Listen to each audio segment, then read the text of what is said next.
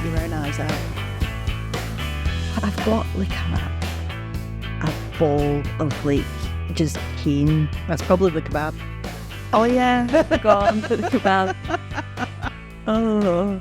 The thing I don't like about the hangovers now, even though I'm trying to be a bit more drinking responsibly, is the 2 or 3 days. You just feel, fuzz, like that brain foggy bits, the bit I don't know, like, because even if you go for like a swim or go to the gym or something like that, it doesn't really shake it. You know, you are kind of feeling the fuzz from that for like 2 or 3 days. Never used to have that at all.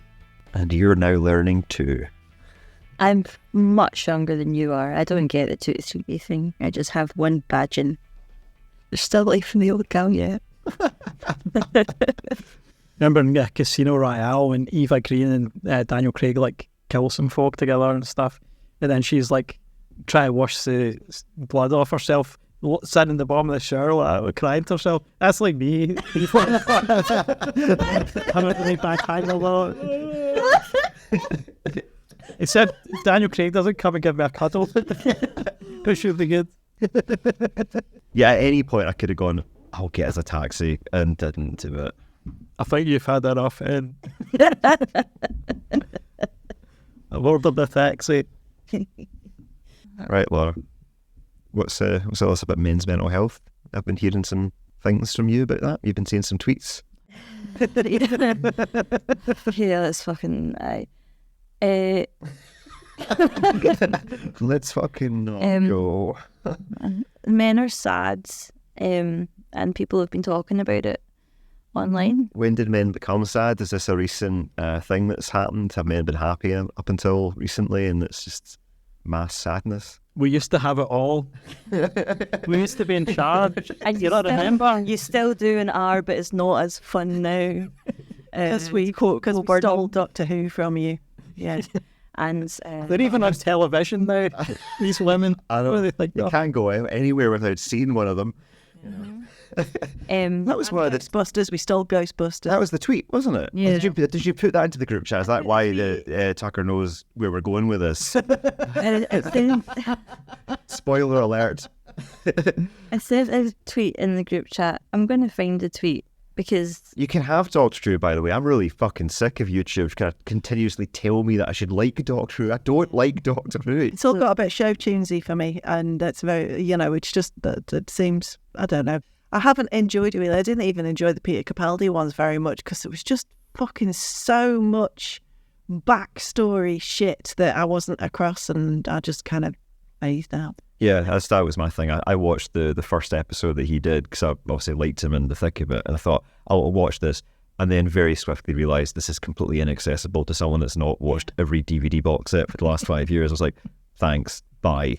I'm not going to tell you how it's too English. I don't know how that works, but it fucking is. I can't watch. It's all. You need to get that. BBC. What's that thing? You'll know this. He used it in Star Trek: Strange New Worlds. I think it's like it's green screen but better. It's the thing that makes the reflective. The semicircle thing. Yeah, I know. It's terrible. Everything I've seen that's filmed on it is fucking awful. That Indiana Jones film. Well, that did not look good. I couldn't make it through the film. They probably spent 3/4 of the budget trying to de-age Harrison Ford for 5 minutes of footage, and it was a terrible choice because we didn't even need that scene. I was like, Laura, we could just have cut that. Why did they spend all that money? They did it with De Niro for a film recently. Irishman. That was really funny though, the bit with the fight scene. I love Scorsese, but The Irishman is defined by very old Robert De Niro kicking a guy, but looking like he's 40, but kicking in the way that he's 84 or whatever the hell he actually is now. And I actually laughed out loud. It's just shocking. Yeah, it's just rubbish. Stop doing this.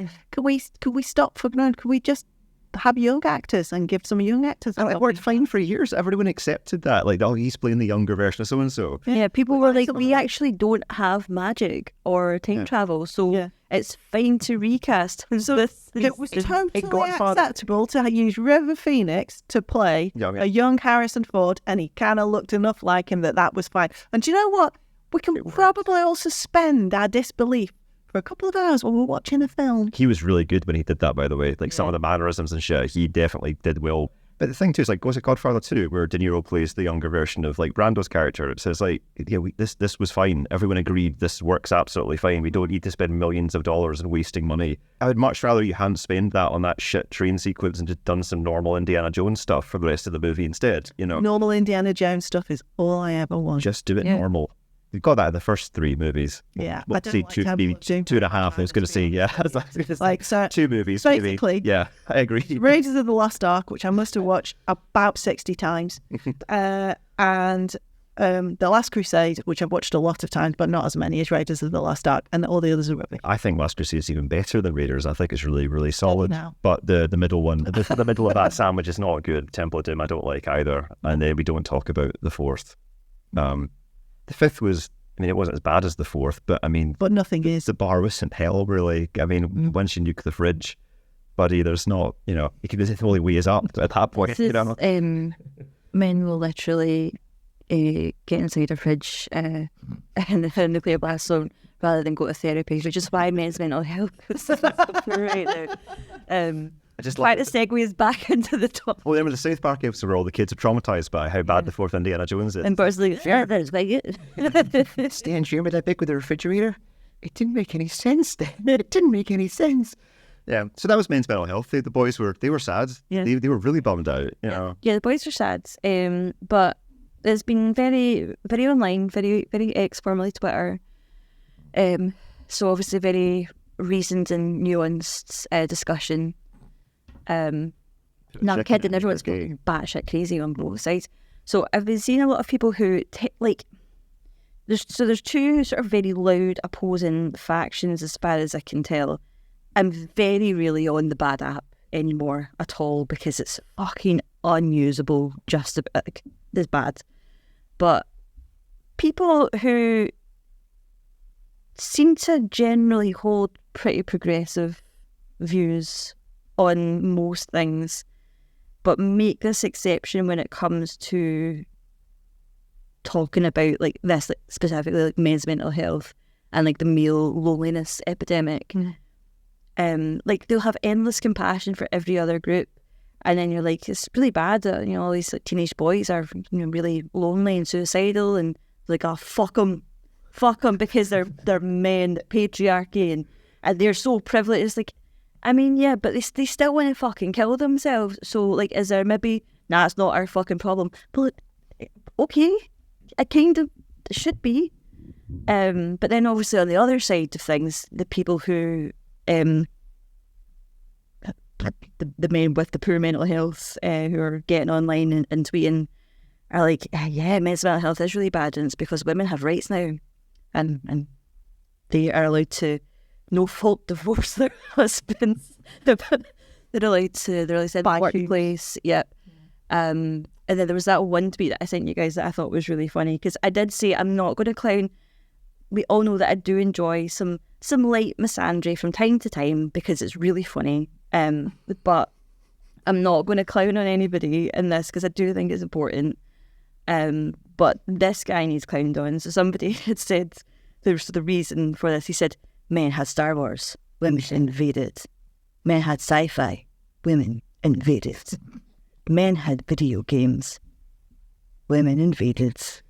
Men had D&D, women invaded. Men had comics, women invaded. Men had men's only clubs, women invaded. The only thing men have anymore is either solitary or you fuss at us for. That doesn't make sense, but that's what he said. So then he says something later on in the thread where he was like, well, I mean, I'm married. Just like, oh my God, they've even invaded his home. I can't get away. So yeah. There's my bed. Another out. So, I mean, I'm not really coming at this from an agenda. I just wanted to have like an open discussion to get people's feelings, because I just feel like I don't know how we've arrived at a place where, as like a species, half the planet are not really allowed to express emotions, or they're sort of sneered at by the rest of society when it's like, expressing human emotions is a huge big part of being a human being. I just think we're We used to have sci-fi films for that. We used to have outlet. Then you made it. Yeah. This is like, obviously, you know how I feel about football. I despise football. I hate it. But I think it is good. I think it is an excuse for men to cry in public about the relationship with their dads, but pretend that they're crying about the football. So I think it's good for that. I think that's the only time that men are really like allowed to cry in public or be emotional in public is when it's about sports. Yeah, it probably has to do with like your relationship with your dad. That's probably quite accurate. Like I've definitely known not just like men, but like I've known some women, the rare women that's like actually really into football. It's usually because the only thing that she was able to talk to her dad about was football. So like therefore the emotional connection to the sport that she probably doesn't even really like, but because of that emotional history with it is exactly the same thing as what you're saying. But you know, football's kind of fun, right? But I wouldn't cry about it. Like, I'm not a fucking pussy. I like cry when I have to pay a bill. Yeah. What's the Ron Swanson quote on this one, isn't it? Like, cry acceptable. Is it like at funerals and looking at the Grand Canyon? Yeah. Every time I got a letter from HMRC, absolutely bawling my eyes out. I guess I just think I probably wouldn't even have brought this up as a topic of conversation if I hadn't been so surprised by the reaction of people on the like progressive left to this. Where it was just like, oh, when did we sort of decide en masse that this was that this is what we were endorsing? This just like callous, like, haha, cry more losers, because. I mean, I think, I don't know, I feel like I'm supposed to have, because I'm a guy, I'm supposed to say something here. I don't know, in the radicalisation episode, I touched on a wee bit, like, teen years and stuff like that. I remember still having, like, pals that you know, like Pete and Robbie, that I would just talk to them about that shit. Yeah. And not just to other men, but, like, to women as well. And you were never, you know, I had one shit partner that, because her whole identity was her mental health, basically, I wasn't allowed to go, oh yeah, I can relate to that, because that was like gimmick infringement, I think, in her right. Or some shit. You know. Hope she doesn't hear that, but, you know, it's true. But yeah, for the most part, I've never really had a problem expressing it or anything like that. I mean, I think sometimes, like, as guys, it's when you don't know what you're feeling, I think is probably the beginning of it. But I think women have that too. When you're growing up, that's part of growing up. You're like, oh, I feel odd, I feel like an outsider, I feel different, I feel weird, I feel this or whatever, I'm lonely, blah, blah, blah. And then you just kind of like figure out. I think the problem is that rather than being normal and doing it and like just go to the pub and talk to people, it's people that go, I'm going to go on 4chan. That's when the fucking trains come off the tracks, I think, in terms of that. I think because now it's like your phone has all the answers. I'll ask an AI. I'll ask an algorithm for mental health advice. Guys, that's in the 50s fucking dumb. 60s aren't doing that, though, are they? Yeah. Okay, yeah, that's a fair comment. Well, yeah, I'm not part of that generation. I don't know what the fuck they're doing. I mean, these seem really fucked up. I mean, these seem way worse than us. They're like a real miserable bunch of bastards for the most part. So, yeah, something's definitely happened back in the day. Yeah. Like, weirdos for them. Yeah. Yeah. Sorry, I was just... But yeah, I think that's quite true. You've said that you would you put them in a meat grinder before. So. No, I said that I used to be an advocate for. Oh, that's right. That was a past tense thing. Yeah. Sorry. I've grown as a person. Now I think only some of those should go into a meat grinder if you're first in their 50s. Yeah, I also don't think meat grinder is the answer, just for the record as well. But yeah. Yeah. I wonder if there is a kind of any age cut off, like, because I feel kind of the same way as you, like kind of my age and below. People do kind of talk about things more, guys, you know, than older folk who are maybe a lot more repressed, maybe a lot less kind of religious as well and set in their ways. Maybe that's just the nature of things, like, you know, just the way family life has kind of changed and careers and things like that have changed over the last like 50 years, whatever. Maybe that's like the cause of that. But I mean, if I think like what I would have been doing like 100 years ago, I probably would have been down a mine. And I think, you know, probably would have found that pretty depressing, you know, whereas, you know... There wouldn't have been a lot of opportunity for you to talk about how that made you feel. Yeah. Yeah. So, not many outlets to vent your frustrations. I've always had like really good mental health. They're probably too good, actually. I think Take it down a bit. I'm in the other end of the spectrum where like, I don't give a shit about anything anymore. And like everything can go like disastrously wrong, and I'll still be like, hey man, I'm still walking, and my heart's still beating, so who gives a shit? That's a good place to be. But you know, I've had other friends who, you know, everything's gone right in their life, but yet they've just been twats. completely depressed all the time. You know, even like some folk that have taken their lives and stuff like that. So I think you kind of want to try and find reasons for the way your mind works. You know, you look for answers like, oh, well, you know, I'm depressed because I lost that job or that thing happened, and well, it's because the way women treat me or like the way society is or whatever. You're trying to find the answers, but actually it really is just like the nature of humanity that some people will be, you know, depressives. You know, some people just have that brain chemistry or like makeup, and the things that happen that make you kind of wallow or go into that more, it's like a kind of downward spiral into kind of like depression or things like that. It's the things that are happening in your life, like, you know, maybe, for example, losing a job or whatever, it feeds into it. It's like a feedback mechanism. Mm-hmm. You know, when you put a microphone next to an amp and it just feeds back in itself. So it's not that that thing caused you to be depressed, it's just that that has this kind of a knock-on effect, this vicious circle that those things become, you know, leads to that kind of end result. I think so.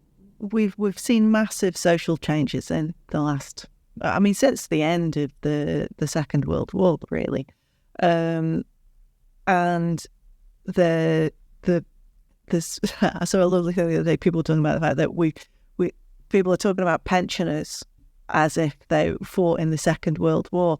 No, the pensioners now are the boomers. Yeah, who had some of the best fucking teens and 20s years going.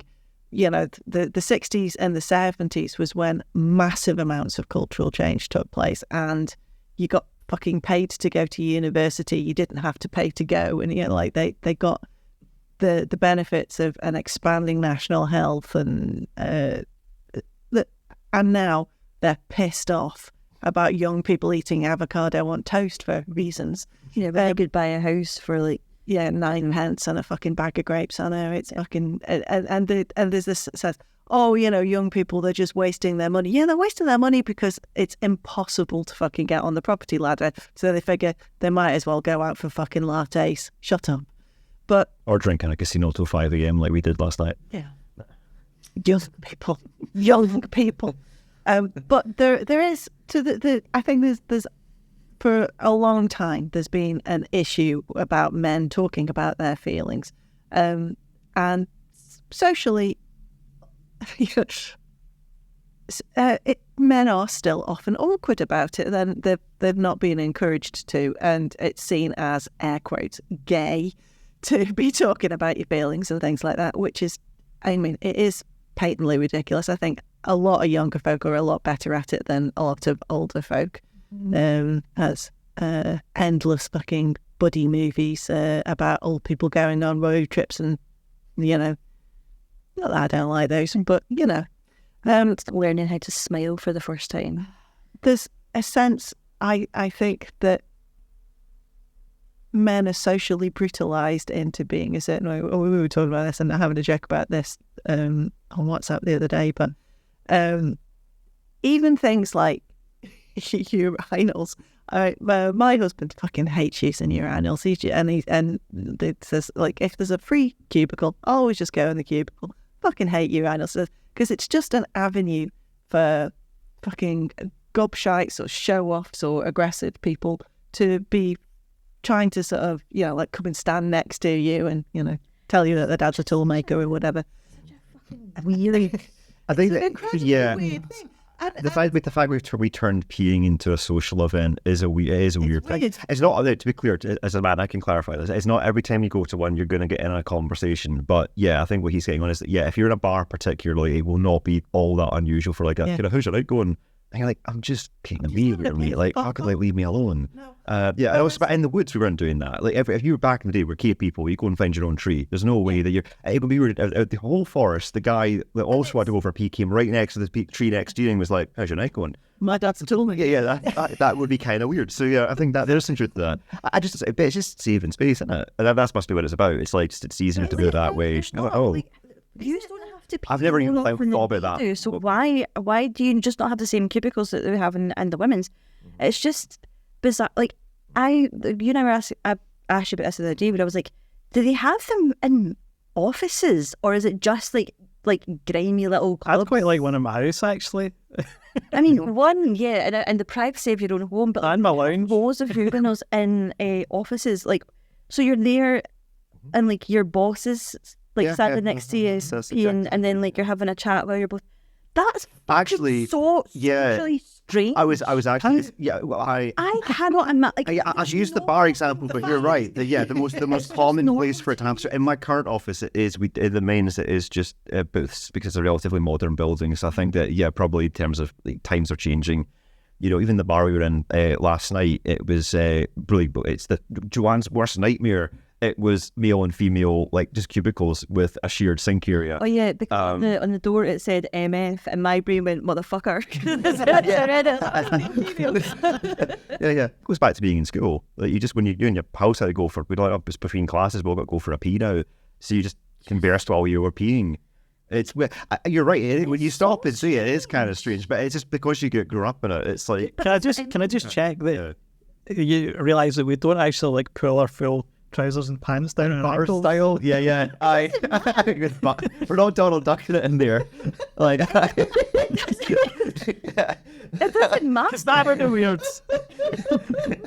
I do like in South Park that whenever bars use steer, although they do animate him where he does the full trousers right the way down. It's like holds his feet. I can roll up to It's just weird to be actively peeing and like talking over the noise of your pee stream to your but it's like you pee every day. Right, I can't believe we're talking about this. So we're talking about toilets more than Joanne Rowling talks about toilets in this episode. But I mean, when you're a wee kid, like you just do things like, okay, like we're going across the streams and stuff like that, whatever. But then you do it every day since you're... So you can get the highest. Yeah, like since you were 5 or 6 years old. Therefore, by the time you're then 36 in an office space, you're not really thinking twice about... But yeah, like that's the point. Yeah. Like, That's why this shouldn't be normal. But I've never thought about this with any great No, detail. you will. And now the next time you're going to be really awkward. So the point I'm trying to make is that something that when you're going to the toilet, you are effectively vulnerable.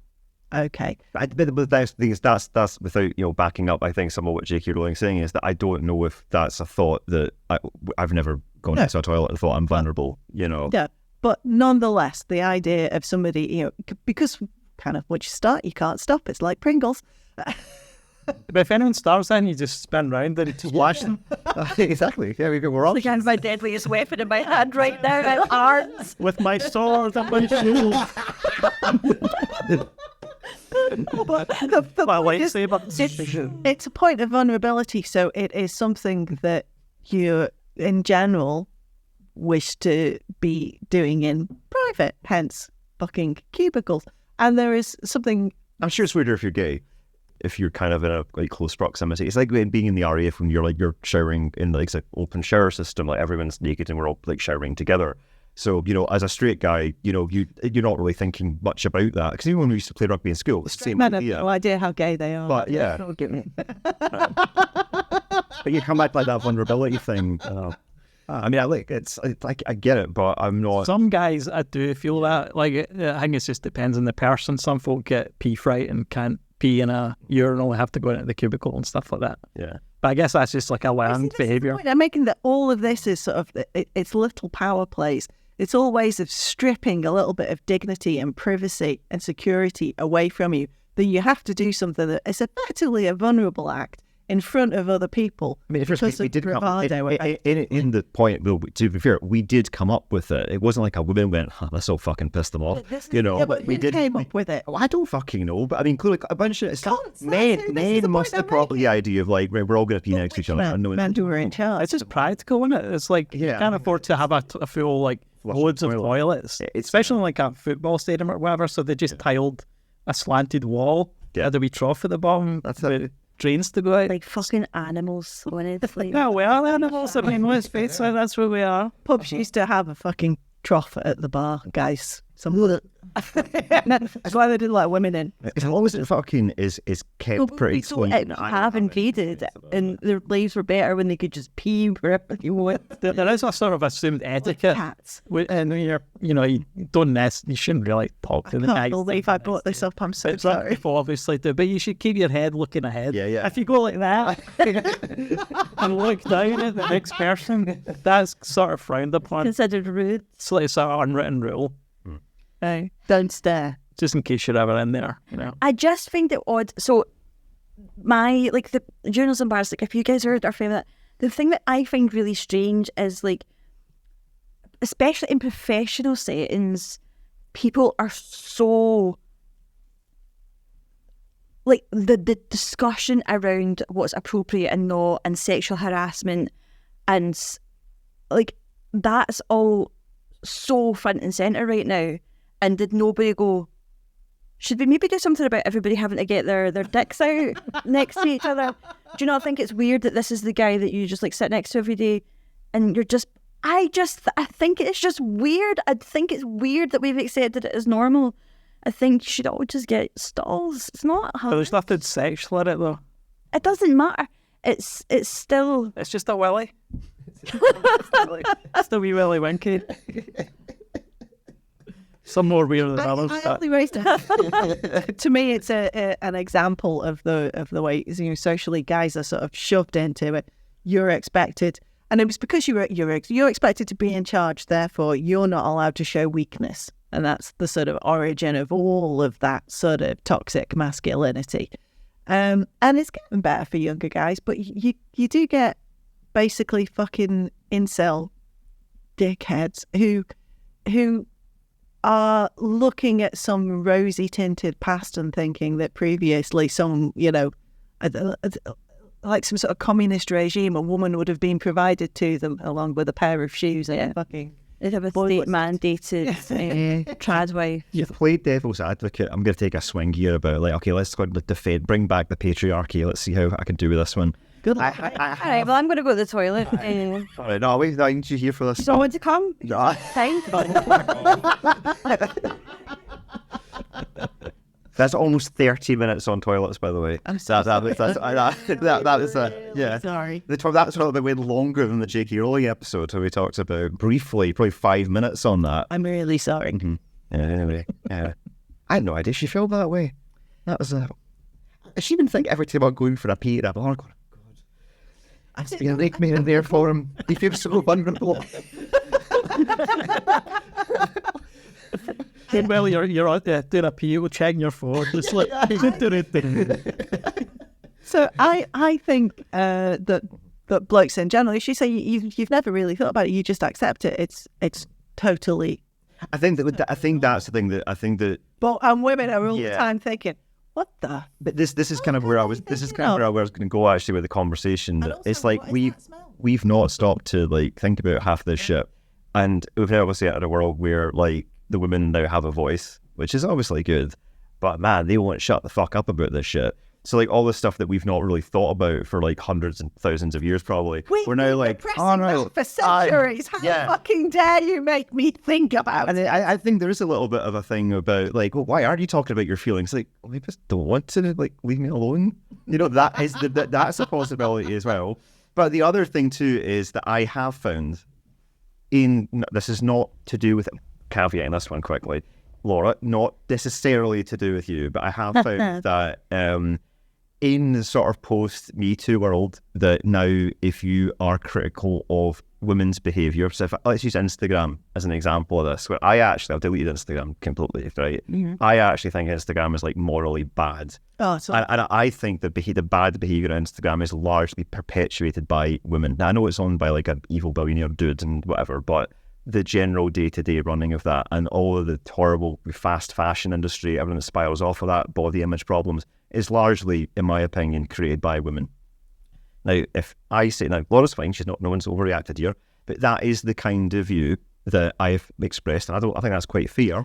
And then a woman, because I'm a guy that said it, will come up and go like, even if they know that I'm actually right, you get into that kind of like, well, yeah, but you can't say that because you're a guy. And actually, in defence of women will come up, and I'm like, look, just take the L on this one for fuck's sake. Like, we can all agree Thatcher was a bitch, right? We don't have to defend everybody all the time. Like, so I think that's been women's rights and women's wrongs.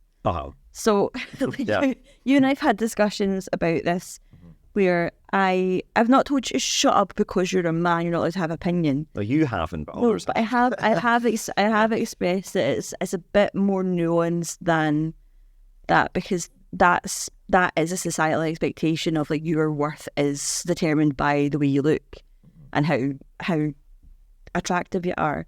So the fact that these people are making sort of careers out of being like Instagram baddies or whatever they're doing, I'm like, do it, like, can do what you want. I don't really.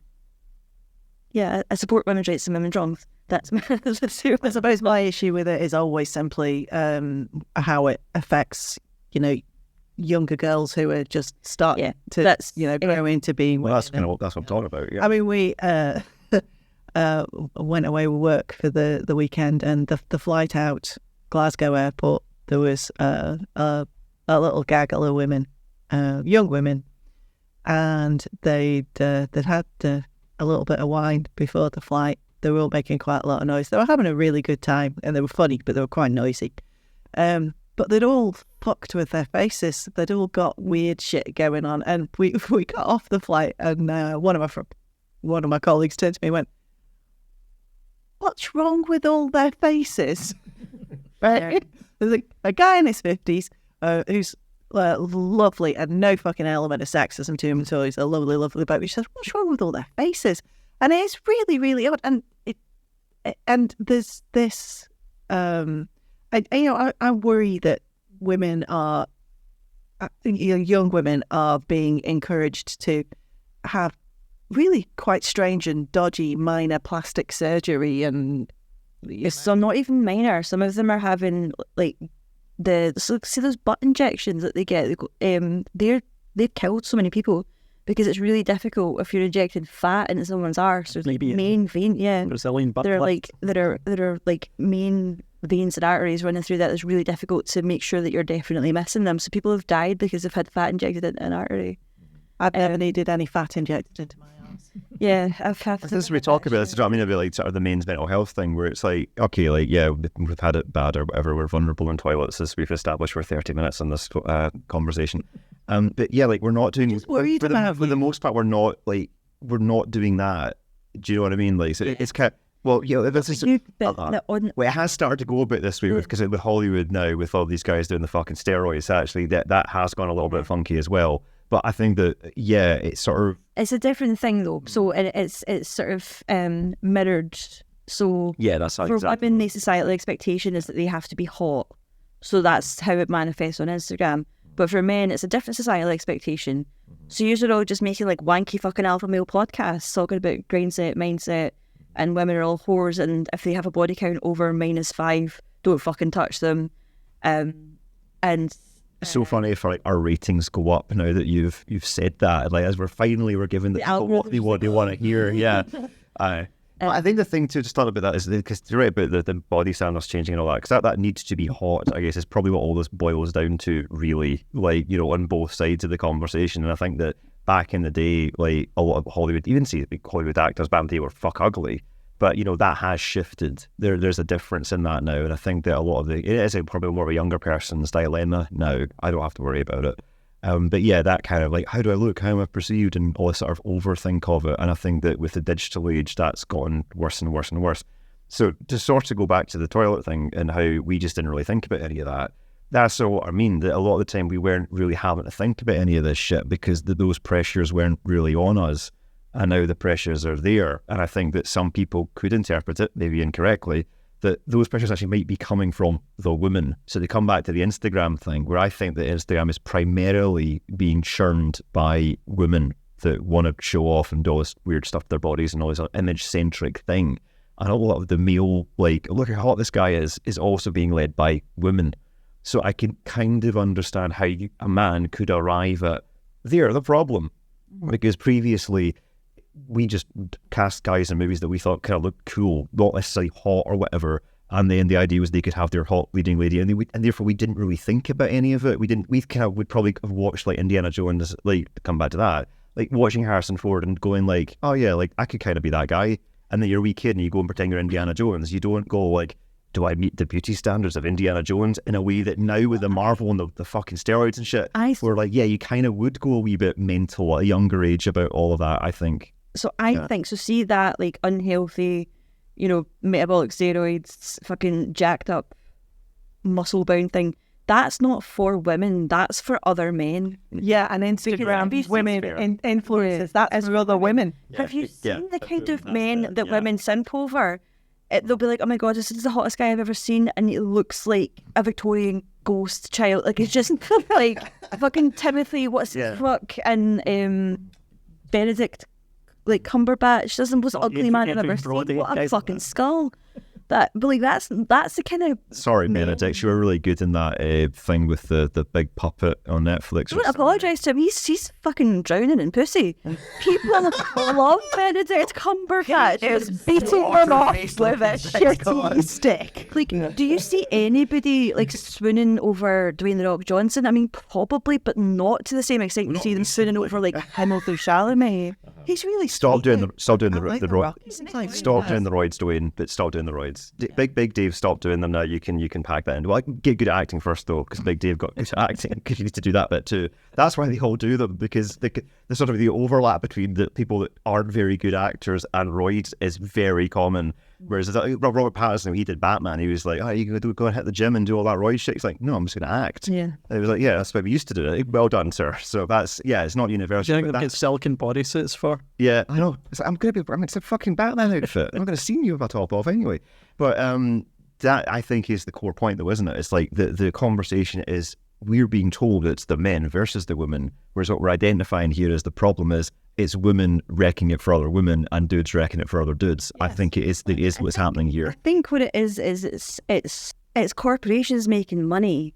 As you're all buying into the marketing that they're pushing out for you. It's not like we decided to create this because we thought it would be great.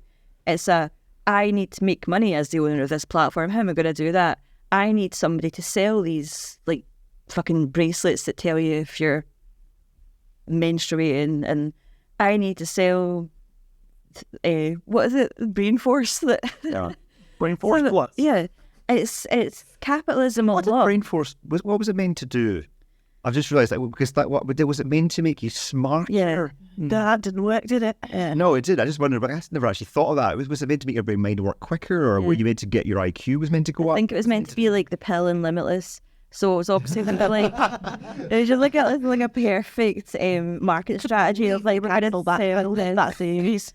Like, this will make you smart. And it's like, you've got a perfect, like, fucking target market there, because that's exactly who's going to buy it. It's just a fucking dumb fuck idiots. Actually, who was the actor who was in Limitless? What was his name again? Bradley Cooper. Yeah, it's the before and after, like Alex Jones, and then after it's Bradley Cooper.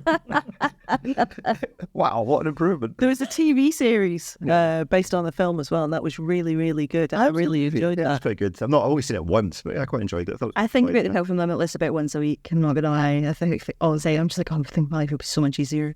But anyway, yeah, so before I derailed it talking about Brain Force Plus, you were talking about marketing and... Yeah, I think most normal people, I really think that most of the problem is online. It's a completely different... We've tricked ourselves into thinking that the online interaction is some kind of actual facsimile of general human communication, and it's fucking not. Nobody talks to each other the way that they talk to each other online. So if you are socially isolated and the majority of your interaction with other humans is happening through some sort of social media app, of course you're going to be like, well, feminists are all fucking bitches who think that men should all fucking kill themselves. And so now the fact that I kill myself, nobody cares. No one cares about me. There's nobody there to care about me. Oh wait, this guy says he cares about me. What's that? He was just arrested for trafficking minors. Well, but he's still, maybe that's because everyone's trying to take him down because it's a fucking feminist. So it's like, just go outside. There are people who I don't want you to take this as like an insult, because you've been obsessive with playing Baldur's Gate 3 for, without exaggeration, about a month now. I've got 1,000 hours on it. Yeah, but I think also that's possibly an element as well, where with online gaming, the idea of being able to become someone that's not yourself. So I think maybe I would have touched on this in the radicalization episode, the idea of like sort of having to just accept like me, but and like, you know, my brain, body, all of it, and kind of getting comfortable in that, going, I'm only going to get, this is it, I'm going to get one go round here, I've got to make the most of it. Whereas I think that there is more of a temptation with online where you can be somebody else. So you kind of you can avoid some of the not the pain, but some of the discomfort that might come with the process of getting used to being the human that you are. You can sort of jump that round with either it's an online game where you actually can create a character, or just on Twitter to a certain extent, you know, creating like an alternative persona, whatever you want to be. Your online voice can be who you want to be, and I think that we've all had quite a healthy relationship. I mean, the fact that we're all sat around this desk talking in person right now is probably indicative that we were okay with that. And I remember years ago, like Free saying words to the effect of, in some ways, that person's like your true self that you're putting forward. But I think that is different to what the online gaming kind of role play aspect is, where it's not really yourself. I don't think the online gaming role play thing's a problem. Maybe I may be biased. I do have 1,000 hours in Baldur's Gate. Well, then you're fine. I'm not saying about you. No, I'm not saying about me either. I'm saying about men. I actually think that kind of online interaction is one of the positive things that socially isolated young men can do, is multiplay with other people, talk to them on mics. It means you're interacting with a human being in a way that human beings interact with each other, and not just with either bots or dickheads on Twitter. Because interaction through Twitter, the thing that is prioritised in human communication tends to is not what is prioritised in Twitter. It's more important to have the most acerbic dickheads comment that makes people go, like, just breathe air through their nose. That's more important than showing basic fucking compassion to your fellow human being. And a lot of the time these people are like, they're not talking in a way that inspires fucking compassion either. Whereas if you were to sit down with this person face to face, there's no fucking way in hell they would speak like that, and there's no way that you would react to them like that either. But it is just, if someone's already socially isolated, I just feel like that kind of thing just compounds the problem and just makes you go, yeah, I was right, actually, people are all terrible. And it's like, people can be, but also people are all we've fucking got. People are all we've got. And if you get yourself to a point where everybody outside of you is the fucking enemy, but also you're filled with fucking self-loathing, and you have not been equipped with the emotional intelligence or the coping mechanisms or the tools to be able to figure out what it is that is causing these feelings of like despair and self-loathing, I feel like obviously we're all responsible for our own individual joy, but I do feel like as a progressive movement, we are failing a generation of young men right now by having if they're saying, actually, this all fucking sucks. It does suck. The world's a fucking horrible place right now for a lot of people. Their first interaction with like sort of like online progressive politics is like, shut the fuck up though, because you have it better than everybody else in the world. You don't get to express that opinion. No one gives a fuck about you. Then you've got the Nazis going, you're actually the inheritor of the earth, come with us. Is it also become from like so from the women's standpoint, you could see it as, well, we just had to go on with it. Yeah, and that is, made it. That so is, you, but that's therefore you've got to do it. Yeah. Well, yeah, well, that's what men said to us. Yeah. Yeah. Yeah, but that's what I mean. Exactly where I was going with it. That's what I mean. Like, let's break our fucking chains as a species. This is the year 2024.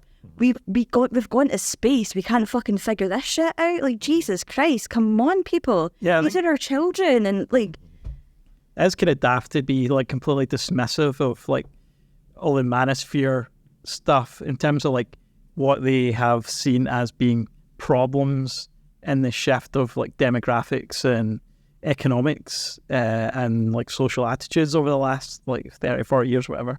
Because these things have happened. It's not, there's not really much argument that the economy has changed in such that young people can't afford to get a house on one salary anymore. So, men now will have to accept the fact that, maybe a lot more women in the workforce, their partner will have to be working. They'll need to share the housework and all that kind of stuff. That's just something that's happened. All sorts of other kind of demographic and economic shifts have happened. Problem is, then they try and shift the blame of that as if it's a problem that's been created by someone, rather than just like a sort of inevitable fact, an inevitable reality of the society we live in. There's no going back from this. Every society in the world has done this shift. Some of them before us, some of them after. This is just the way that we're heading. I mean, there are some things that maybe we could change in terms of the economy and stuff like that, and the way we, structure, childcare and, jobs and things like that. But, you do need to just suck it up. And it's, some of these things you can say, well, men have been hard done by some of these things that have happened, but these changes have affected women just as much, just in different ways, so many more women have to work now and can't stay at home and look after their children, which they might rather be doing. I think the concern is that still I think the single largest cause of death in younger men is to die by suicide. And there is something the matter, and it is to do with the way men are encouraged to communicate with each other, which is that they're encouraged to not communicate with each other. Certainly girls will give each other a steer if they feel that somebody's not okay. Yeah. And I'm not sure that guys are encouraged to do so. And I think in sort of, when you think about things like, if you've got someone in your circle, in a male circle of friends, who's a kind of Begbie type, for instance, you've got the fucking nutter. Nobody wants to do anything about that. Women will, in general, massive generalization, but women will talk to each other and work on a strategy to deal with a problematic person in a group. And I think men will just ignore it. I knew a person that I met years ago where I was at the cinema actually, and we weren't close, but I think that the drugs got hold of them a bit, and it wasn't serious shit, but it was cocaine and things like this. And he was older than me by a few years, and when I was away in the RAF, I came back and we were going to meet up, and he turned up to the pub, and he was just in a really paranoid state, basically, and he wasn't really sort of fit to hang out with, and that kind of was it. I remember at the time going, I think this guy really needs help, but I'm completely unequipped to help him. Because he is a bit older, it's not, I don't want to say it's not my responsibility, that's the wrong thing, but it's well, what the fuck am I going to say? I mean, what can I do? So it's maybe not the urge to help is probably there. We're not given the tools. But we're not given the tools. So I think it's also to do, drugs is a pretty extreme example of a problem that you can run into. So I'm trying to think of something more gendered in that. Yeah. When it's problematic behaviours, not that drugs isn't problematic, but for instance, that's if you knew that if you knew that one of your friendship group was being physically abusive, now you would probably do something about that. I think that was the only example I could think of in my head of what you're talking about, the drug thing. But that's a lot of guys. Yeah. No, but I get how... It's what can you do, he's a mate syndrome. But I give that what I was trying to hit on there was it might not be entirely that, it could be that we're not equipped to do the help bit. So we know there's a problem. I was trying to think of an example. So someone's getting a bit too punchy when they go out, a kind of Begbie type people. We use that, why you always looking for fights or whatever. If I'm 24 years old, I don't know if I'm equipped. I mean, the best I could probably do is you may well, and you hear that in line of movies, you need some help. You go and get help, but it's usually the guy going for me though, go find help somewhere else. But I don't know if that's meant as a it's not that we don't care, it's just that we maybe don't have the equipment to deal with it. And that is because violence is a really good example, because that is more of a male problem. So where women can kind of, as you say, give the steer, it's probably because the issue is something that's quite close and relatable and you can have that chat, where some of the male stuff, I think, it's just darker. and therefore it is harder to maybe have that chat. It depends who you're closest. I have quite a small circle of friends because we're close. So therefore, as I said at the start, we don't really have a problem for the most part in sharing this stuff. I mean, sometimes it takes a few beers or whatever to get someone to listen up and have a chat about it. But, for the most part, it's there. But yeah, people that are maybe more on your, and it's kind of, I think, why I've avoided having that. I don't really like to have acquaintances, because I guess when these things happen, well, by the distance, you're not equipped. So that guy I was talking about, because we weren't, like, if we'd been best friends since high school, for example, I would have felt more compelled to. I mean, I was just like, you're not okay. It was the best I could probably have mustered. And therefore, because you're not all right, I don't really want to hang out with you while you're not okay kind of situation. But again, if that had been someone really close to me, I would probably have gone a little bit further. But it does come back to the point of, am I going to have the answer? Am I saying the right thing? And that's the other danger too, is that within the male circle, it doesn't mean, even if you're trying to help, you're giving the good advice. Because, if you go back, and you can probably think of stuff that you might have said to your mate when you were like 21, 22 years old, and you look back at that now going, that was the worst fucking thing I could possibly say to that guy. And that's, again, it comes back to maybe we're not, and that might not just be for men and women, it's possibly we talk about social education in school. Mm-hmm. It feels like this is something that maybe we should be taught, we should be educated on growing up. Because I mean, I never remember having anything to do with what if a kid's being violent? What do you do? That was never, we were taught how to handle that. And I think that's a generation thing. My dad wouldn't have been able to advise me on all this. He'd be saying the same shit. I would probably be saying, no, I don't know. Some of us are never encountered anything like that. I hear about male violence and spouses and stuff like that. It's just so alien to my experience of life. I can't imagine anyone in my family circle or my friends being involved in anything like that. Mm-hmm. So when you've not had any experience of it, how are you supposed to that's what I mean, help someone out? Yeah, and I think that's what I was saying about this, the issues and the art. Because I think if you asked any woman, she will know a woman that's suffered that. Mm-hmm. Well, yeah, I think, that's, talking about again, darker issues, that's the thing where... Well, this is the point I'm going to make.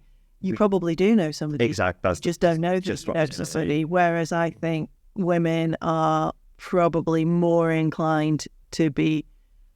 So again, massive generalizations. I think women are more likely to pick up on the fact that something might not be wrong with somebody that they know. Yeah, your radar for red flags is obviously higher because, survival in it.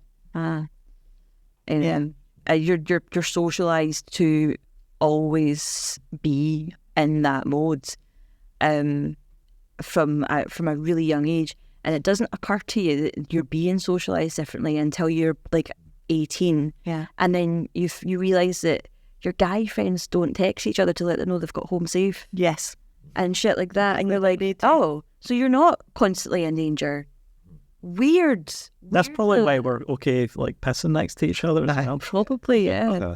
We've talked about that quite a bit, because Lorna will sometimes say you have got blind spots for that. Even though I think I'm maybe a bit more clued up than other men. You are clued up than most men, but nonetheless, I think that's the same thing. So what Laura I think would not get angry about, but it's that is the difference. Where for the most part, I'm pretty much moving through life without the consideration of danger. For the most part. Yeah. I mean, I always used to think, I used to come back to Glasgow, having been down south, that when you walk out of Central Station, you do have that slightly more, you're looking out over your shoulder a little bit more, because you're aware that this is a slightly more dangerous environment, or whatever certain areas of Glasgow you walk through, you'd be wise to do that. But for the most part, yeah, as a guy, I don't walk about being worried. In terms of me getting home, I'll just get home. Nothing's going to happen. It never occurs to me that. And that is kind of a blind spot. I'm conscious of that is different for you, but I can't directly relate to it, and that therefore is a little bit of a wall in the conversation. But that is what what I think what we're saying, that how we men socialize is different, because we're not. My experience is we tend to kind of keep things quite jolly, frankly. It's we don't really focus on the negative. Whereas I think that with women, it's just observable that there is more of an, kind of what horrible things happened in your life. Let's have a moan about it. That is kind of the tone of things, But I think the what you're talking about means that for men and boys who are actually lonely, that it's an order of magnitude harder for them to ask their male friends for help, because that just doesn't. I think one of the worst parts must be like if you're in a situation where like you are the lonely one presumably in the group, and you're going like, why is everybody else figured this out but me? Like, you know, and I think that it's as you get older, like that tends to happen. You probably have like a buddy circle, and then everyone starts getting partners, and then there's a kind of gradual drift. Like I think most men that would get to 30s would definitely know what that is about. And there might be one guy that sort of sticks out as like, well, that's just not really worked out for, you know, wee Stevie or whoever it is. And it's a difficult thing because like most of to come back to not knowing what to say, it's like, I don't fucking know. I just sort of I know, okay then. On the podcast I've talked about like the problems that I've gone through, so I can say, well, this is what happened to me, but you're not me. So how you are in the world, your existence is like, I can tell you what I did, but I can't give you the formula, the magic bit. And that's where the internet comes in, because that's the trick. Everybody has the answer. Everyone's got the answer. They're always trying to sell you. It's just like snake oil salesmen. They're trying to sell you that. And I think that therefore, and this might be tying back to what you alluded to, is there might just not really be a solution to any of this. And in over the thousands of years to come, we just have to kind of muddle our way through it. Actually, the solution is that often all that's needed is to ask somebody if they're okay, and for them to know that somebody cares whether or not they're okay or not. And something that I have noticed, and it's not necessary, but again, another little generalization, is that when women moan about things, men tend to immediately try and provide solutions. Mm-hmm. Like, well, why don't you go to your boss, or why don't you do this? Motherfucker, do you think I'm an idiot? Yeah, because I've done this before where you said this to me and I'm like, the entire contents of your brain are contained within my brain. Do you think I haven't already thought of that as a solution? I'm not moaning at you because I need you to tell me how to do basic fucking bitch stuff. I'm moaning because I'm fucking angry. I just want to get it off my chest. And the act of talking about it actually lets it out, and then you can put it away. So you two are okay, right? Because I think that you just said it there. You've thought about this, so you know what to do. If you know how to get yours, I'm having a moan and I know where to go next. That's you. But what I will tell you is, I have had people though that it's like they are clearly they're not doing the right thing with their life. They're making the wrong choice. So just simple things like they hate their job, they hate their career. The solution obviously is get another job. You know, I've been there, didn't like my job, went and got another one, and they just won't budge. You know, and that is where, you know, and I've had, it's a difficult balance because obviously they come in and they're really miserable and they're crying, and you want to do the arm round bit, but there is part of my brain going, this is sort of rewarding the not constructive behaviour. So there's a sort of line of like, well, how do you have to be quite, like, it's almost like cruel to be kind to go like, yeah, but you need to do the thing. So when we have these moments, you've described, that's it, just having a fucking vent, just like putting it out there. But for the most part, we've not had that. I've not had to worry about the mixed signals thing, but I think that's quite common. Well, there's also just some people do know the right solutions, but people really thrive when they've got something to moan about, so they'll just continue to do it. But I think the point is like the difference in approach to when a human being is expressing pain or frustration to you. The men tend to immediately want to be like, well, here are some simple steps in order for you to fix your problem. And then not worrying about the thing. Whereas women would be like, let me approach this with some compassion and empathy. I would fucking hate it if that happened. That sounds really annoying. God, that really fucking sucks.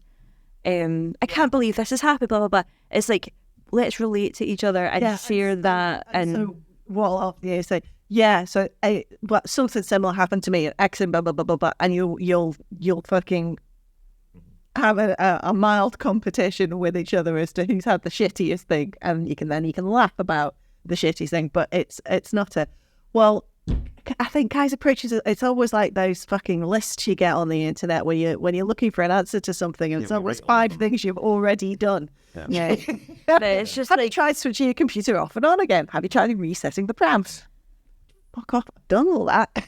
I mean, maybe we just have experience with letting dead things leave the body because we have to do that once a month. But it is just like your instinct is more to, this thing hurts. Let me release it let me exercise it. Yeah. By like having a conversation with a pal about it. It's the problem that men don't know how to moan properly. I think that... That's it, isn't it? Men don't know how to moan. Well, I was actually going to say that I think that... listening to what you're saying, and I think that in a nutshell, it is that when a woman cries to me, it's not shocking. But if a man cried in front of me, I would be shocked. And I think that kind of what it boils down to is that women are in a constant state of like just emotional release, basically, because we don't do that very often. And therefore, like, you know, if my dad was to cry in front of me, I mean, I don't think I would be to share a couple of tears like when his dog died, but I mean, like, that's kind of it. I mean, like, when his mum died, he didn't cry. Like, maybe it's just you don't do it, you know, and that's what I mean. But I mean, you know, I'm a little bit more kind of like emotionally available than like what most dudes would be. But, Yeah, you know, still refuse to watch Up with me because you're like, I can't answer. Oh, I'm like, I understand that. was actually going to say that the only time she cried house maker is probably at a movie. Actually, you know, I'm not a block for that. I didn't cry it up. I just the night we're trying to have like a feel good what's evening. wrong with you? How could you not cry it up? Well, maybe everything everywhere all at once. I teared up at that. That was a good finish. But the reason for avoiding Up was that we're trying to have quite a fun Friday night, and I'm like, I'm not going through that scene again. Did you see it in the cinema? Yeah. Like I've never drawn on this action like that. They were like, we're here for a talking dog and symbolism. You know, to come back to the shock factor. Like, yeah. I guess the question is like, how much of that is like learned behaviour and how much is it just a natural part of being a man? No, I completely learned because little boys. I don't know how much it is. Not that I mean the crying thing, maybe, but like to sound Stop fucking crying. more broadly, like, Get up, you're fine was my dad. That when I'm on my deathbed, I'll hear my dad's voice say that to me. Get up, you're fine. That's how you are deaf 100%. You are trained to do that. So yeah, I have to come down with the women here to say that. But in terms of like the communication style, like, you know, the other day I was talking to my mum about some mundane thing. I could like dug out a tree stump or something stupid like that. Something really manly. Just something very I did it with my shirt off, you know.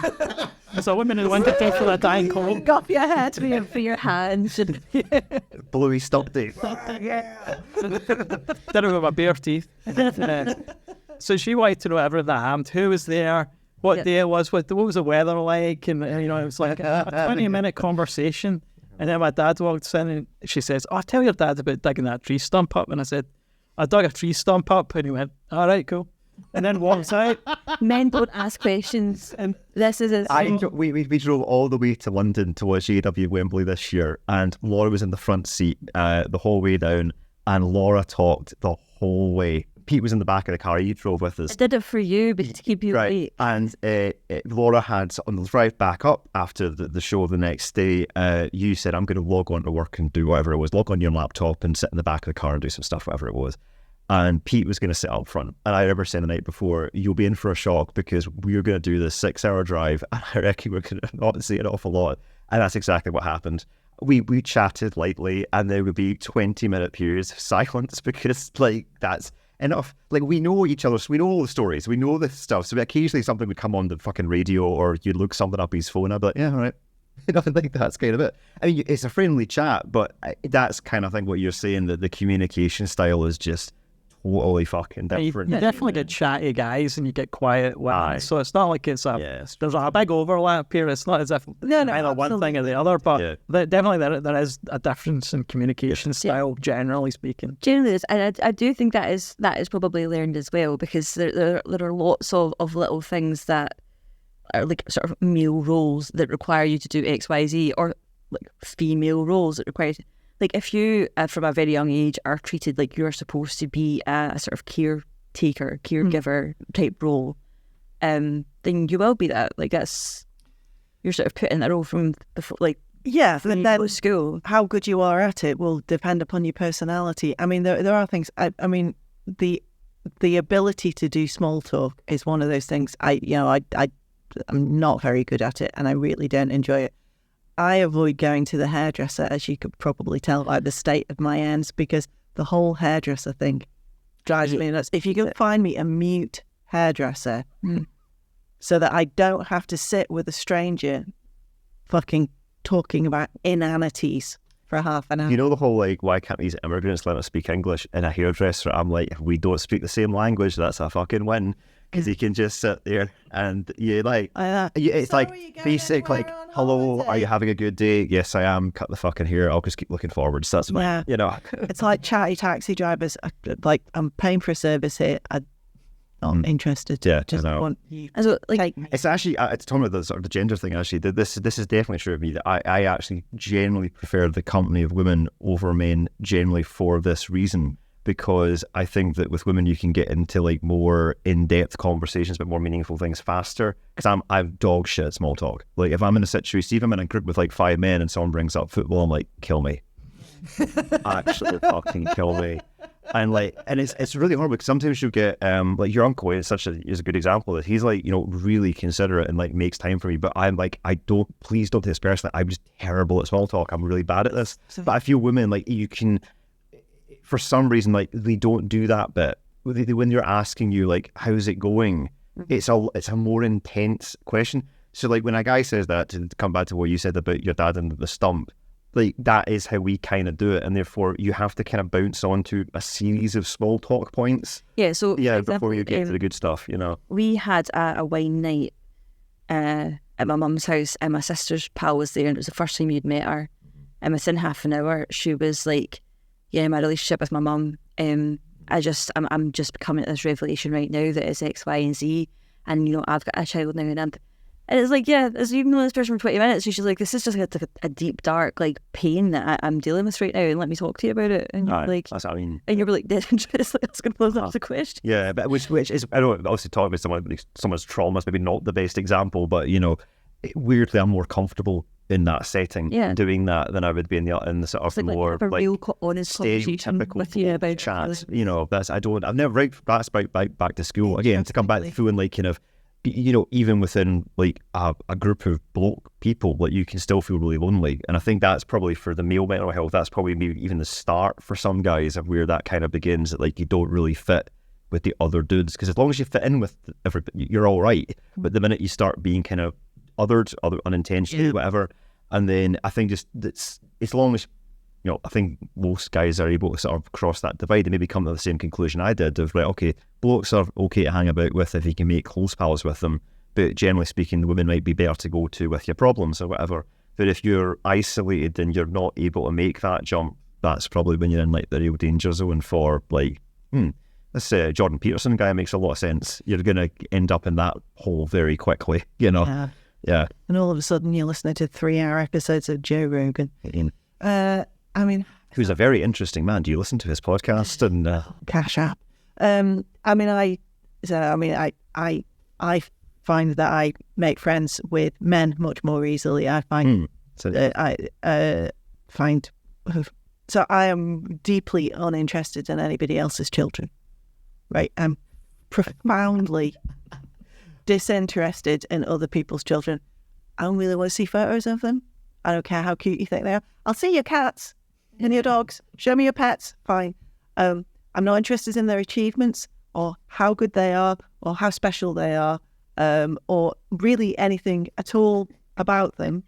I just thought I'd get that out there. Actually, I'm not interested in your kids. Yeah, but that is basically the woman like mirrored of what I just said, which is like the stereotype, like the go-to. Yeah. That, like, Someone starts showing me pictures of their kids and fucking shoot me. That's the girl version of the boy thing, where it's I've had this conversation too many times in my life. I'm really bored of it now, to the point where I actually can't muster the energy to fake interest in this anymore. Yeah. So just talking about something interesting. That's sweet. I know that's really arrogant and horrible, but also, come on, everyone's got to relate to that, surely. You know, I don't know. Unless you're, I guess, like really into parenting or football or something like that. Well, I guess, but, you know, just tell me about a book you're reading instead. Right, anyway, so have we solved men's mental health? No. We haven't. I wasn't even... Guess we'll have to have another war then. Well, I wasn't really coming into this looking for solutions, because I don't think there's one, and be wary of anybody who's offering you one. I just think that it can't hurt to treat people with a little bit more, hi, podcat, a little bit more compassion and empathy, because this is we're all just human, and we're failing people. Yeah. Like, how hard is it? Just fucking be kind. Just be nice to people. And I'm not like the hashtag be kind that everyone did on Twitter before the next like juicy cancellation came up. And they were like, kill yourself, you're lower. It's like, do you remember?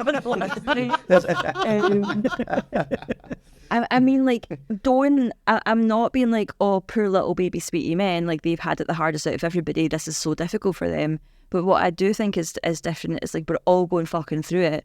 But if women bring up that they're going through it, people aren't, well, some people, but not people in the fucking progressive left are going, fuck up, you're a woman, your opinions don't matter. The conservatives are doing that. So how does it help if we mirror that on the left and go like, fuck up, you're a man, your opinions don't count, your feelings don't matter? Where do you think it comes from, though? Because if it's on both sides of it... Well, it's the oppressor, sort of... Was that a power thing or something? Like, yeah, so there's obviously, like, there is obviously, like, still power imbalance and, like, societal power imbalances in some aspects between men and women. The whole fucking gender war thing, to me, feels supremely fucking fake and constructed to get podcasts listens. I don't think this is like an organic thing that's happened. It feels fake because it just doesn't reflect the like any interaction I've had in real life. There's not like, and I interact a lot with a lot of people, and I work in an industry that is 11% female. So most of the people I interact with on a daily basis are men, and men from all over the world on a daily basis. And not once have I had an experience that is, I mean, if you're isolated and you're online, the world that you're being told exists out there just fucking doesn't. Yeah, I've had that thought more and more recently. It's like the Bill Hicks bit about the news, like war, death, AIDS, war, recession, depression, and you look out your window and it's just like, where's all this fucking shit happening, man? Yeah. Exactly, and that's occurred to me more and more. It's not obviously things are bad. So just let's clarify that. There's a lot of fucked up shit happening in the world right now. Yeah. But I think that people that and that has been noticeable more and more. It's like you've actually got it quite good. This is tying back to actually what you said at the start, when like certain people are sort of predispositioned to sort of be depressives, and that way of like they have to kind of make the drama so that it sort of suits them that the gender war, even though it might not exist, does exist. Because they can use that as a justification or an excuse for I won or boo I lost, and they can sort of filter it through that rather than just going like, just improve yourself and help other humans improve. Doesn't matter which bits they have, that's what we're all here to do. And I should say most folk get that, but I think other folk on both sides, whether it's girls or guys, have kind of bought into that for the sake of their own. I mean, as you say, it's probably all come from the same place, that they're vulnerable, they're lonely, they're isolated, and this is like the thing they can kind of latch on to. I go, well, that's the reason why then, as opposed to just reflecting on their own individual behaviours. It's also much easier to be like, that's the problem, it's the women. It's not the fact that I can't achieve my own dreams because the person who's having them is me. That's a much harder truth to come to terms with. That gives you action points to take away that you then have to go and work on. And improving yourself is hard. Doing the right thing, waking up every day and making the right choices for yourself is really difficult. Most people don't. I don't. But that's a really hard thing to do. And if you sit with yourself and come to the conclusion that you have the option of either remaining in a state of absolute fucking despair and depression, or doing hard shit to make yourself feel better, or I'm going to remain in this state of depression, but you know why? Not because I'm choosing to, it's because of this group or that group. Yeah, everyone wants to change the world, but they forget to change themselves. It's like, even if you were right about it, like this cabal of, high-powered women taking over and destroying your life, you can't do anything about it. So why don't you just go out and touch grass instead and actually do something that's going to be constructive? I'm convinced that most therapists probably get to that point where people, I knew someone that they would go to therapy and then they would stop going, and I'm convinced it's when they got to that level of the therapy where it's like, you've got to do something now, they just was like, fuck that. I'm only here for like the narrative, basically, It's also That's a generalization, by the way. I'm not saying go to therapy and listen, and do the right thing. it's also kind of It's getting into fucking therapy. You don't need therapy. Read a book and go for a walk. yeah. Some of the advice like these guys will give, like, it'll be 90% actually not bad stuff. Like they'll be telling you to, join a gym and, you can socialise a bit more and get healthy. And it's absolutely true that like doing physical activities like definitely helps with your mental health, all that kind of stuff. And then the last 10% that they'll shoehorn in will just be absolute bollocks about whose fault it is, Yeah. Yeah. But seriously, just get a job. Get a dog. Get a job. Sorry, I didn't mean to say get a job. I meant to say get a dog. Yeah, I caught that. I knew you meant dog. Yeah. Get a dog. Get a dog. Yeah, if you can avoid getting a job, don't get one of those. Get a They're dog, not get a also dog. get a dog. Yeah, definitely get a dog or a cat as well. Yeah, or a cat. But, you can't take cats for walks. I've tried. It doesn't work. Get a dog. Go for walks. Join a library. Yeah, and log off. Get a dog. Definitely log off, yeah. Log off, get a dog. That's definitely that should definitely be on the poster. Delete your account. Yeah, That's something that's, you're always on at me to get off Twitter, and I won't. But I have to say, I'm on it a lot less because it's just really boring now. Yeah, it is. It's completely It's really boring. And I've tried Threads, and that's even more boring. Blue Sky's good now. I've got over 10 million people in there now. Have they? And video, you can put videos on there now. Oh wow, okay. I've got a Blue Sky account. I will give Blue Sky another go, but again, Might do that too. there's just never seems to be very much happening. I'm on there. I just posted about the P-tape being real all the time. That's all I post about. They are though, right? Right, it's definitely real, yeah. Yeah, I don't think I'm going to do that. I think I'm going to just Actually, did you let hear it better die, and then because I find myself completely uninterested in 99% of what anybody's ever saying at any time, and I'm like, why am I even reading this shit? Well, it's so I can come up with ideas for the podcast, like get it up there. So I could be just research about them. Yeah. So next time we'll talk about the P-tape. I was going to talk about P-tape now, so we can bookend it with the urinal chat that we had at the fucking beginning of the episode. That'll be a nice little exit for us here. Yeah, so it is real, but it's not surfaced yet. But I believe it's real. I think right back in the day, I thought that would explain everything, wouldn't it? If that's the case. definitely real. Yeah. Did you hear all the stuff about this guy, Mark Robinson? Did you read about that? It's like, I think he's like lieutenant, or I think they say lieutenant governor of some state, and he's one of like Trump's inner circle guys. Trump's been like really bumming the guy up because he's been sucking up Trump's ass, basically. So it turns out this guy has used the same like email address and like login name for like his like professional stuff. Nazi guy. Yeah. He's used the same like, name on like porn forums and all over the place.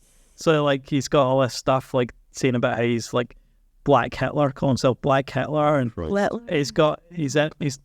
does his like fantasy story posts. Don't know how fantastic they are, but about him like shagging his wife's sister and like doing like water sport stuff and all this. Does he know what Hitler's whole deal was? It sounds like he might be slightly confused. I've seen this guy talking. I think he's very confused. God, There's been a ton of like sex scandals among the Republicans over the last few weeks. I don't know if like the Dems have been holding them back, just like we're going to sporadically just pop if everything like the Matt Gaetz thing. Did you see that? Oh God, he's like this sex party had with a 17-year-old girl. That's at least. And did he not? Was it not like possibly that'll be like trafficking minors because it was across state lines that he flew? I think if they were going to actually prosecute him, they would have done it by now. I mean, I think possibly like the victims maybe not going to come forward to like testify, so they've got no chance of doing it. I think that's probably the thing. But obviously they've released the records about it now, so everyone knows that it's true. Basically, how do you even imprison a haunted doll? They don't just straight away out. And then was the whole like Russia thing with what's the guy with the hat? The bald guy, what's his name? You know, the wee podcaster guy. Oh, Tim Pool, who's getting paid by the Russians. Yeah. The baseball cap guy. No, the beanie. Beanie hat. Do you remember the picture of him at Mar-a-Lago with Roger Stone, and he's got the beanie, he's got the suit and the beanie on. Yeah. Fucking next to the pool. Fucking outstanding. What a dweeb. But yeah, they're all coming apart the seams now. It's just like there's like scandal after scandal every week. So I hope it just keeps going. It's brilliant. Does it get called Beanie Baby because it was Beanie Hat, or is that like, I don't know? No, I think people generally like Beanie Babies, are quite popular. True. So it wouldn't be appropriate. I mean, he's a good example of men's mental health gone wrong, isn't it? Yeah, I mean, he's kind of the sort of would be the walking poster boy, really, for like what that looks like in the year 2024. Yeah, don't be this guy. Don't be this guy. Log off. Get a dog. Yeah. Read some Jane Austen. Yeah. Have a wash. Go for a walk. We said that years ago. Read some Jane Austen. That was on the radicalisation episode, remember? I maintain everybody should read some Jane Austen. Yeah, I You think said that to me years ago. I haven't read any Jane Austen since. I'll read some to you. Yeah. Um, I'm not saying you're wrong. I'm just saying I just haven't got around to doing it. It is of its time, obviously, but it is really funny. It is very, very funny, which is the thing that never really comes across in any of the sort of televisations of it. Persuasion, in particular, she only wrote, it's not that much, it's only like 5 books. Persuasion is both very sad and very funny. I'll read it to you before bed. Thanks, babe. You're welcome. We have to look after you and your mental health. Yeah, I'm not here proposing solutions for it. I just think we'll just fucking look out for each other. Yeah. And don't completely discount someone's emotional, like, fucking lived experience because they happen to have a dick. You know, I said guys don't take their trousers down at urinals. There was one exception, which is Kevin McKenna. I noticed this that time we met up. No way. It wasn't like put full pants down at the ankles effort, but he had his trousers like down. Christ almighty. I was like, that's wrong. There's something about this guy I don't like. That way we all moved down the table. You're like, you rather go and get the fuck away from this weirdo. It's so good hang out with Fergus down the other side and Craig. Yeah. The journalist. Yeah. Aye, the Turfy one. Yeah. So he's the danger in the toilets. Yeah. Calls coming from inside the house. It was very funny how we kind of, I think that was actually the very first episode we recorded, if I can remember that correctly, is why we were there. No. Was that late? So was that another time? Oh, later time. I remember that, well, maybe I've got the two things confused, but I do remember that Army Group, it was like, what? I think the idea was they were going to, we're all coming to this podcast, they come to the bar afterwards.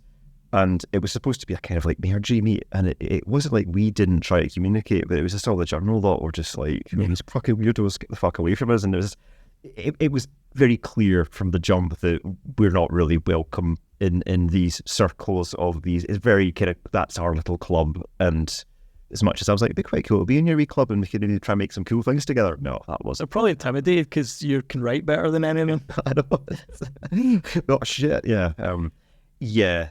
They probably had like 50,000 more followers than any of them as well. I had no issue with them firing me from the National, but just fire McKenna as well, because I it's like, if we get rid of me, you know, like, at least get rid of the guys way fucking worse. His writing is atrocious. It's really bad. It's so bad as a writer. Like, how can you? That's his job. It's your one job is to write, and he was terrible then. And he's just as bad now. I mean, not the subject matter's got even worse. The opinions, but just in general, like sentence to sentence writing, it was just really poor. I basically don't read any Scottish journalism. I'm not interested. I'm not fucking surprised if that's the standard that's there. If they're worth reading. Well, I tried. I was, it's like, you know, we thought about, making this good. The answer apparently was no, we're not doing that. Controversial. We're going to do fucking the guy that puts his trousers down at the ankles at the urinal. We'll give him the push. You guys, there's the door. We'll do another article about the Alba party. We should get like 2% panel down. But yeah, this is a sore topic. Let's move on.